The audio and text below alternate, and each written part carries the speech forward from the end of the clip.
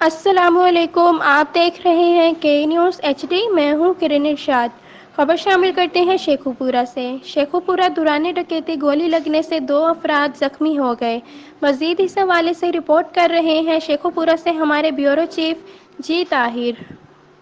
جی بالکل، مڑ بھنگواں سے 4 چک رسالہ روڈ پر 12 چک گاؤں کے قریب ڈاکوؤں نے دوران ڈکیتی مزاحمت پر 2 خالہ زاد بھائیوں کو گولیاں مار کر زخمی کر دیا اور موقع سے فرار ہو گئے۔ ریسکیو ٹیم نے اطلاع پر فوراً موقع پر پہنچ کر زخمیوں کو طبی امداد دیتے ہوئے ڈسٹرکٹ ہسپتال شیخو پورہ منتقل کر دیا۔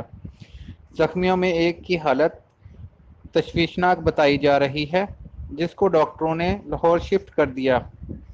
زخمیوں میں عنایت اللہ ولد مصطفیٰ خان عمر 36 سال اور محمد عمران ولد محمد اسماعیل عمر 38 سال شامل ہیں۔ جی